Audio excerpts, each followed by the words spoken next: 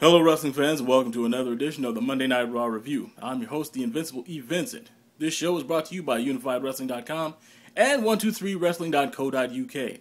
Now, tonight's show, as a run-up to the pay-per-view Over the Limit that's coming this Sunday, was pretty packed, mostly with a whole lot of talk. They only had 5 matches, but they set up some scenarios for, again, this upcoming Over the Limit.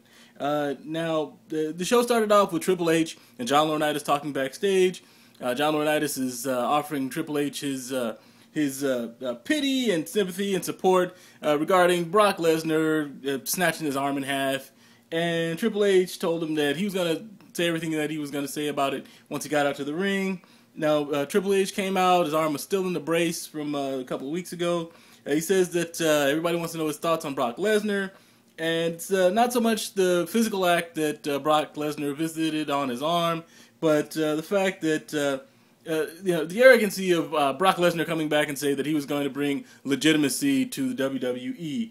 It was the day before Brock Lesnar came back. Undertaker and Triple H went almost an hour toe-to-toe in a steel cage, and Triple H said that he wasn't really thinking that day that oh, you know what we need? Brock Lesnar to come back and bring legitimacy back to the WWE. And he was basically offended by the arrogance of that statement, and it offends other people like The Undertaker, John Cena, Ric Flair, Hulk Hogan. Yes, he called out some names of some folks that are someplace else right now, Bruno Sammartino and others. He says he's also embarrassed by the hype of that he bought into the hype of Brock Lesnar.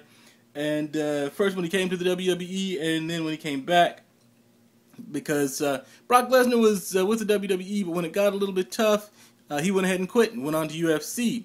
And then when he went on to win the championship in UFC, but then when he ran into a couple of guys who could go toe-to-toe with him, and it got a little bit tough, he quit and came back to WWE. And he set his sights on John Cena, figuring that he was the one to target, but lo and behold, John Cena actually won against him.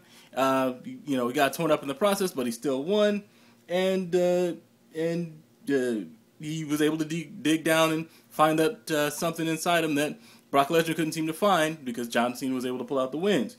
Now, at that point, Paul Heyman comes out, and he says that all the stuff that Triple H is saying is damage control. And when a promoter loses a big draw, he has to come out and say something to make himself not look foolish. And this is what Triple H was doing. He said that when Brock Lesnar came back, he was promised a whole lot of stuff by John Laurinaitis. And Triple H turned around and reneged on the promises that a duly appointed officer of the company had already made. And then he served him with papers indicating that Brock Lesnar was suing for breach of contract.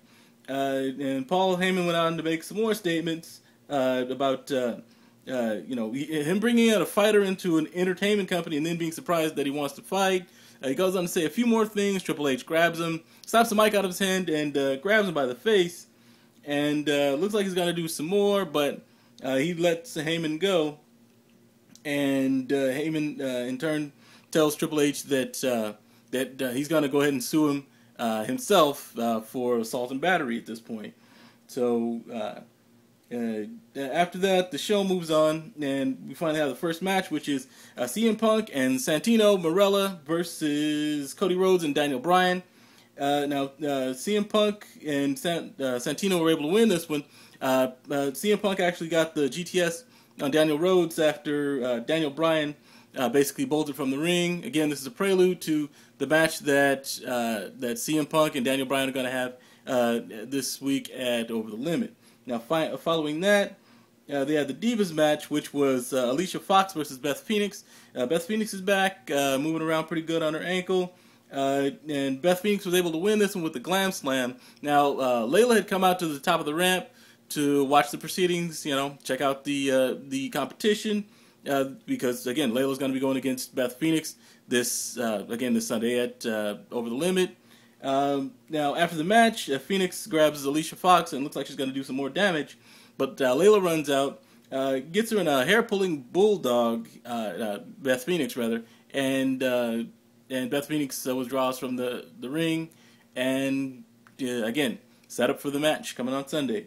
Now, following that, Big Show, there was a review of Big Show mocking John Laurinaitis' voice last week, and Big Show's match is next. John Laurinaitis basically demands an apology from Big Show, which he apologized twice last week, and John Laurinaitis says he wants a sincere apology this time. So during the match between Big Show and Kane, John Laurinaitis pipes up and says he wants an apology.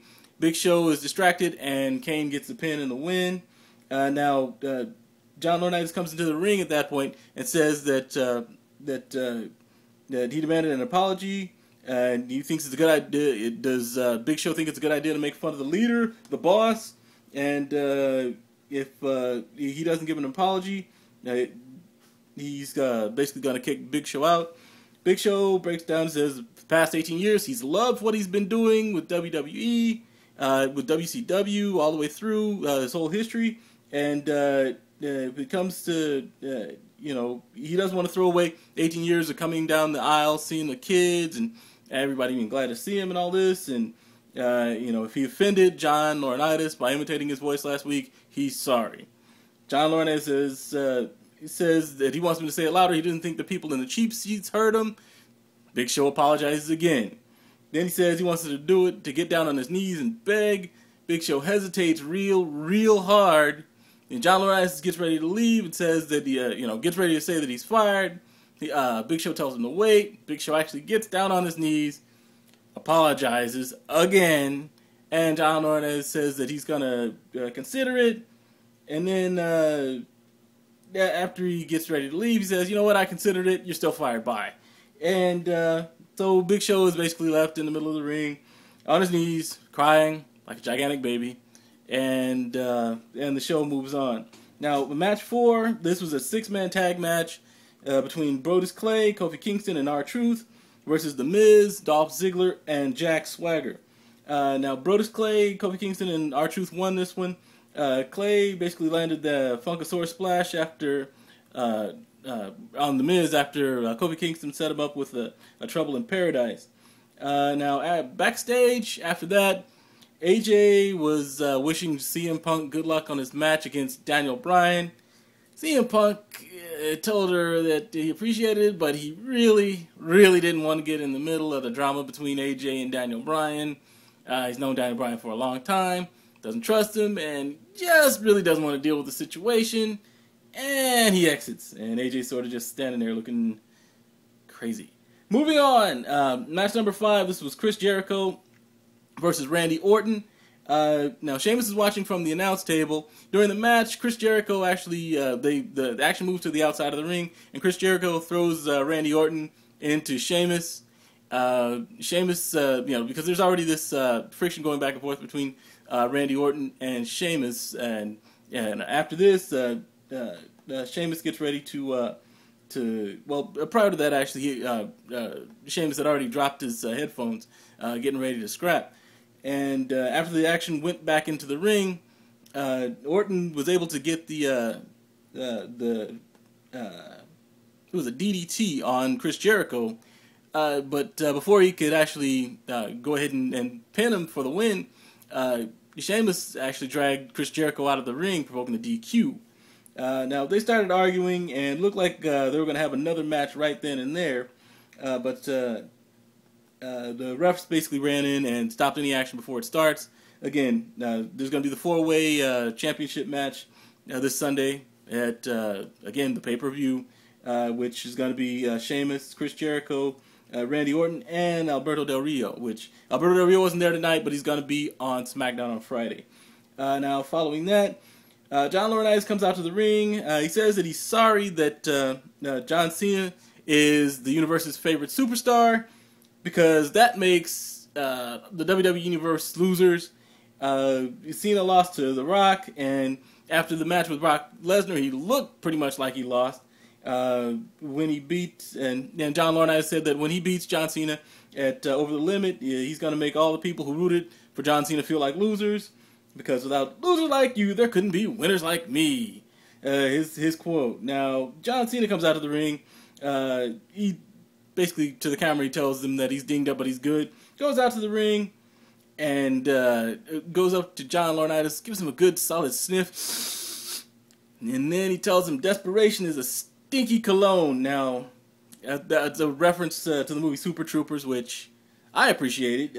Now, he also goes on to make fun of John Laurinaitis' voice, asks if he's going to be fired like the Big Show, which was a big punk move on on John Laurinaitis' part. And he starts to run down the places where John Laurinaitis actually was not a winner. WrestleMania, he did nothing but his team won. Okay, fine.